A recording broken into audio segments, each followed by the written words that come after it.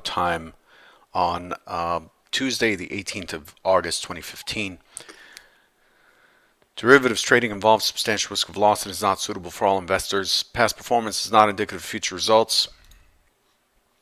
Couple of news items today, real quick. Intervention from the PBOC, the People's Bank of China, has not had the expected stabilizing effect on Chinese equities.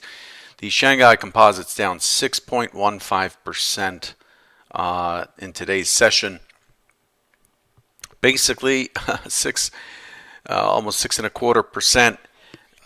This is basically the equivalent of being down 1,075 points or so in the Dow right now, or 130 points in the S&P. By all measures, that would qualify as a quick crash, doomsday type of thing. But they've had these kinds of moves quite a bit. That kind of range, 129 points in the S&P, would basically be wider than the entire range that we've traded since the February 13th balance zone.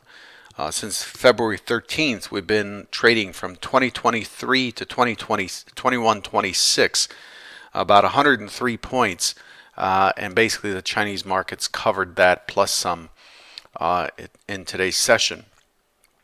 That's just to give you an idea of the magnitude of the movement there. European equities traded in sympathy lower. China tumbles the most in 3 weeks. Gold was higher. Oil is flat, but put in a higher low from yesterday's session. U.S. dollars flat to higher, and the euro is lower. There's talk of the Fed. There's talk of the Fed that not having much ammunition left to effectively fight off a recession.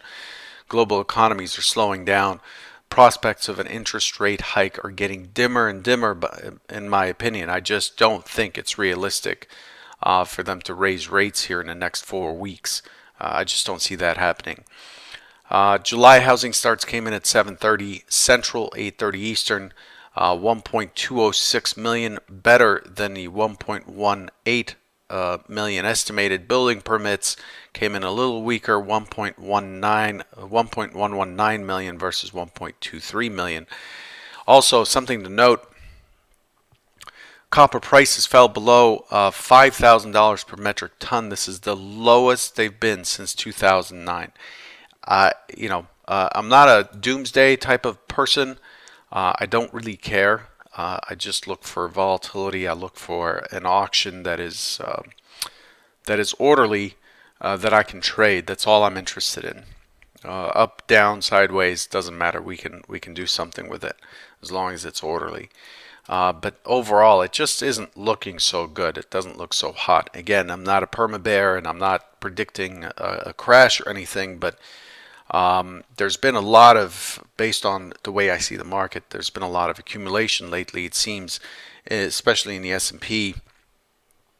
As the prices drop, it seems like there are participants stepping in and buying it up. But the news just cannot be ignored. Looking at today's session and what's left ahead of us, there's really nothing left. There are a couple of auctions.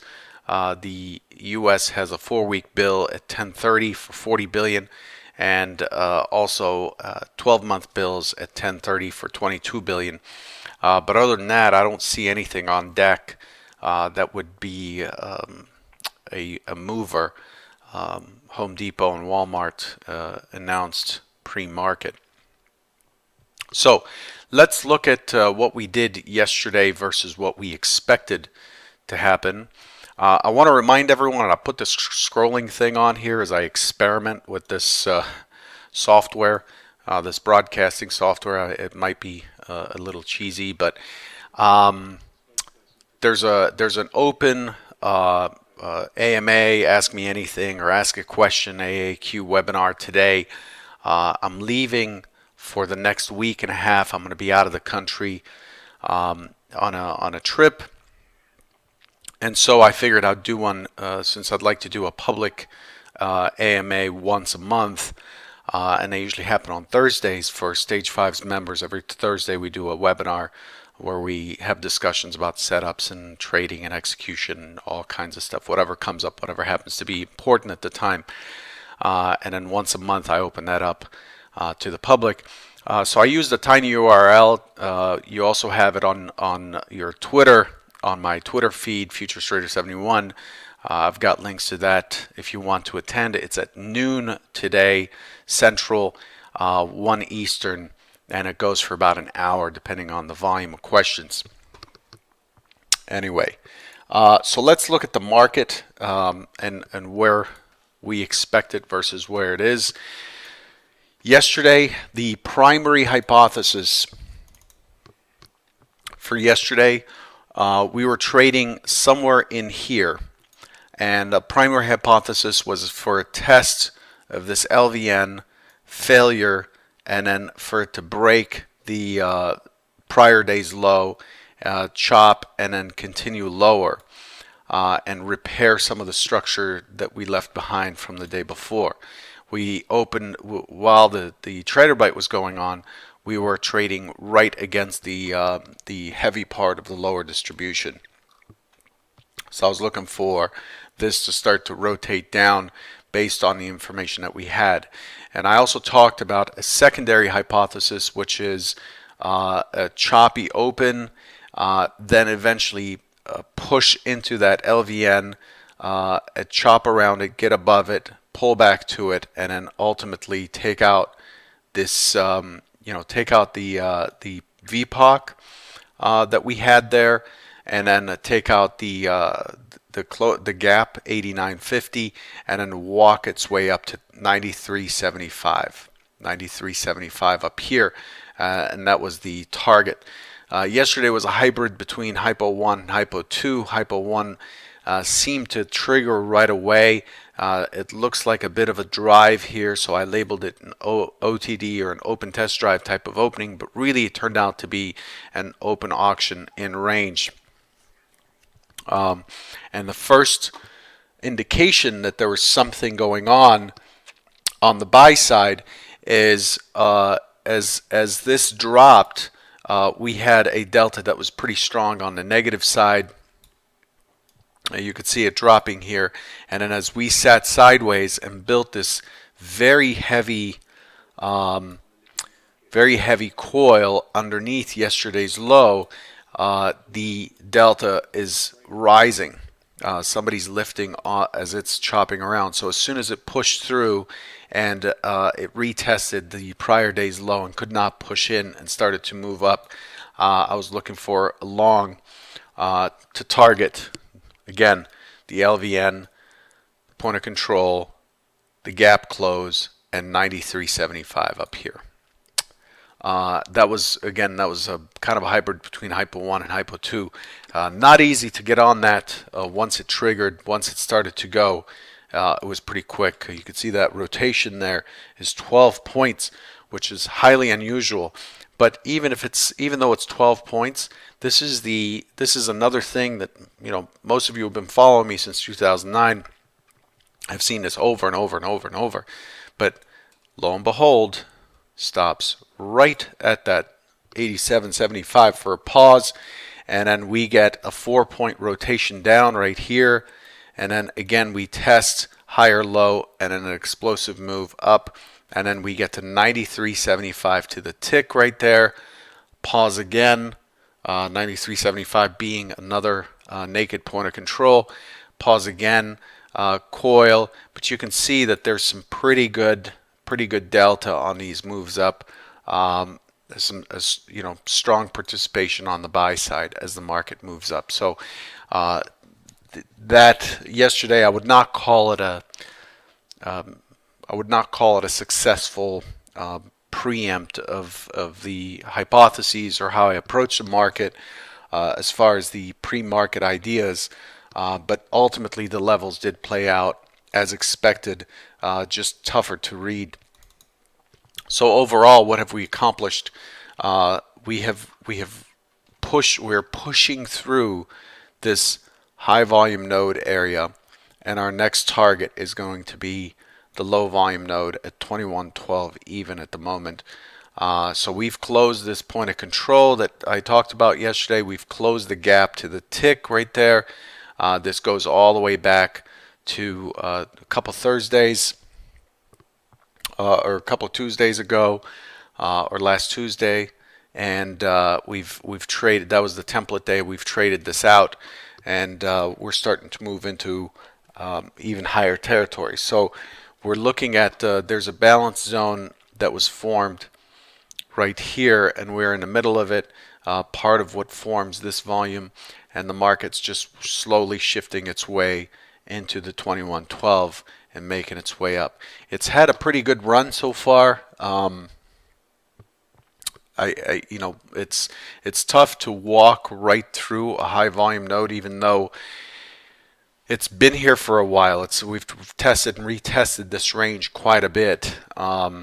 It's tough to just push through. In my opinion, this is ready to start rolling over and to start balancing again in this thick area. We love these prices. So when we look at these on the composite and look at the most recent balancing action, so this gray profile here,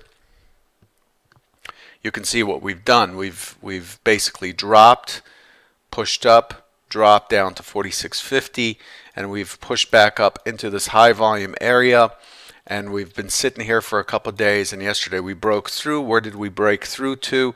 To the next high volume area up, and there's a cutoff here at 2103, a little under 2103.75, and that's basically the overnight high so far, and then it has rolled over back into 2096, 2097, where it's trading now. So right now it's likely to take a balancing stance and trade this for a little bit.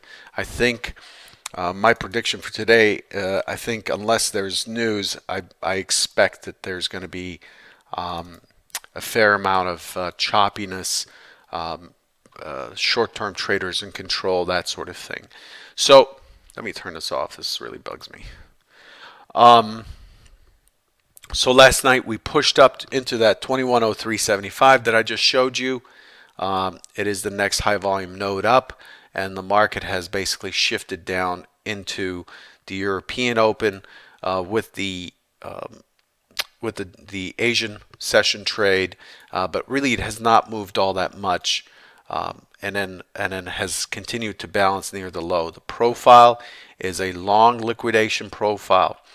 This is a B-shaped profile. If you imagined it on this side, it would look like this. It would look like a B, and it's showing that there's likely to be further exploration down. Yesterday's profile, very trend-like.